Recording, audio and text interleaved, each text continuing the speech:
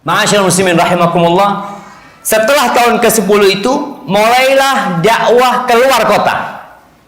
Kalau sebelumnya dakwah itu cuma di dalam kota, setelah tahun ke-10 dakwah keluar kota. Kemana Nabi SAW? Ke Taif. Berangkat ke Taif karena penduduk Mekah sudah tidak menerima keberadaan Nabi SAW. Ini setelah menikah dengan Saudah. Disebut oleh para ulama, Nabi berangkat ke Taif itu pada bulan Syawal.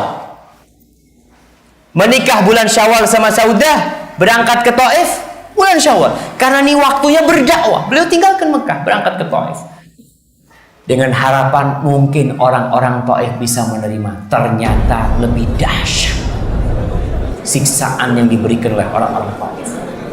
Dikumpulkan anak-anak kecil agar mereka melempari dan mengusir Nabi Muhammad SAW.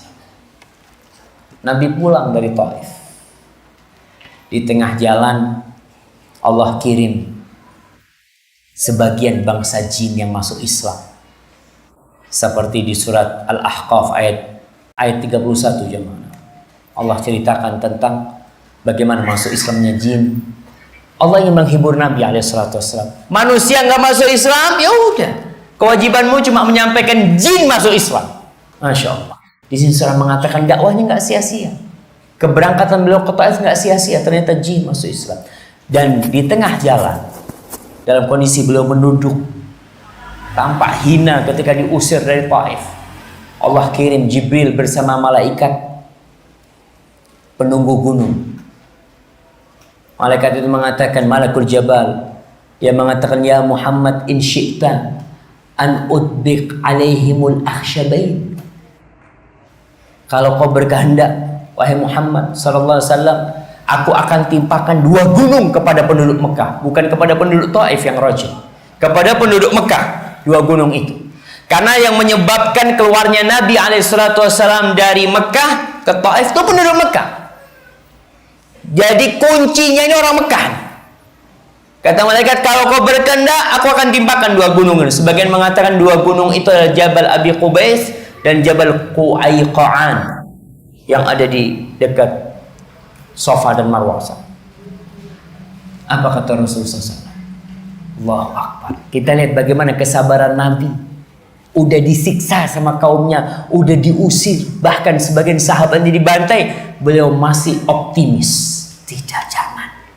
Aku mengharap Allah keluarkan dari anak keturunan mereka yang menyembah Allah Jalla Jalaluhu.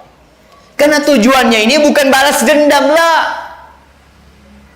Jihad itu tujuannya bukan untuk menumpahkan darah lah, untuk menyampaikan agama Allah ini. Sehingga kalau agama Allah ini sampai tanpa pedang, itu yang diinginkan sebenarnya. Maka Rasulullah SAW tidak. Kita jamaah, kalau marah sama orang, kita musuhan sama orangnya. Kita akan musuhan sama bapaknya, sama anak keturunannya kita akan musuhan. Tapi Nabi SAW bermusuhan sama bapak-bapaknya, beliau berharap anak keturunan mereka jadi anak-anak yang soleh. Maka kita perlu belajar dari Nabi SAW. Jangan sampai kebencian kita sama satu orang, ini kadang-kala urusan silaturahim ya.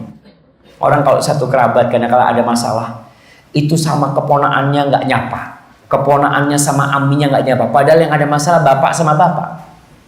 Tapi sampai anak keturunannya, na'udzubillah. Belajar, kita harus sabar ketika bergaul dengan manusia.